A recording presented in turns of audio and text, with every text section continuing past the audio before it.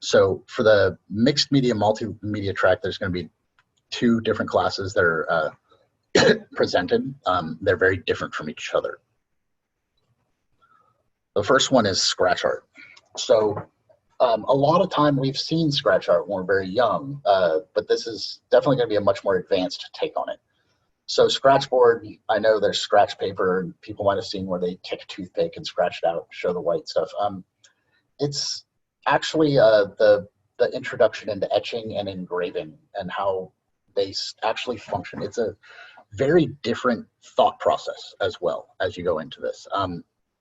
Most of the time when we're doing stuff, we're looking at it from a white piece of paper and we're adding black and how we darken into things and find this. This flips that completely on its head, and it's a black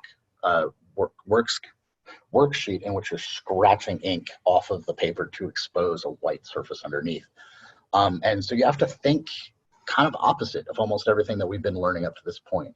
The technical skills are exactly the same. The values aren't going to change how they function, but how you have to think about it does. This is a great kind of gateway into a couple of other projects that can be talked about during the class itself. But yeah, it's also how engravers do their sketches. It's how etchers do a lot of sketches as well. And it also works into other printmaking assignments. But the main challenge of it is to really push your understanding of how to execute values. Because you really have to think about how to move towards the light instead of how to darken instead. And it's a good way, if you can understand going both directions, it's going to give you a huge advantage in anything else you do with art. So it's a very good, strong skill to kind of start wrapping your head around. It functions very similar to pen and ink, where it's texture based. It's not smooth. It has a lot of those things happening. So it's a good, strong technical skill to add to the repertoire, just the way to approach it. The other mixed media assignment we're going to be doing is called collage art. And there's a lot of different forms of collage. And we have two very different ones right here in front of us. Collage can be anything from a mosaic like collage, which we all know, mosaics and building with tiles and stuff like that, to scrapbooking, to mixed media assignments. The collage on the left with the bird is both drawn and painted on top with collage elements, and it's all put together to create the effect that it is. So it's a mixed media assignment using multiple mediums at the same time. The one on the right, though, is pure collage across the board, where it was completely ripped apart and put back together to tell a story. And this class will deal with multiple ways of approaching collage.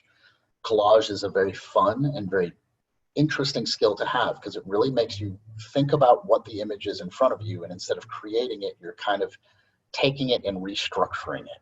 And so it's a good creative skill to kind of add to what you're doing. It's can give you approaches that you don't really have access to from traditional mediums.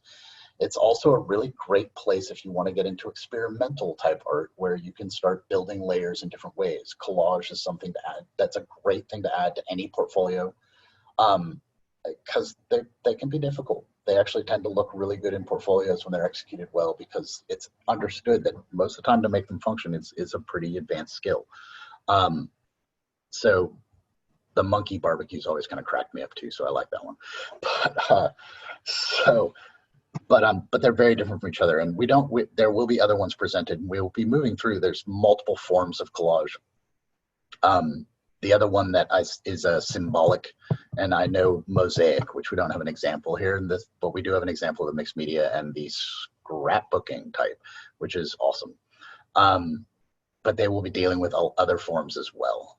So as I said, you have to understand color, you have to understand value for collage. Once again, every single thing we've talked about up to this point, by the way, you have to understand value to really express it.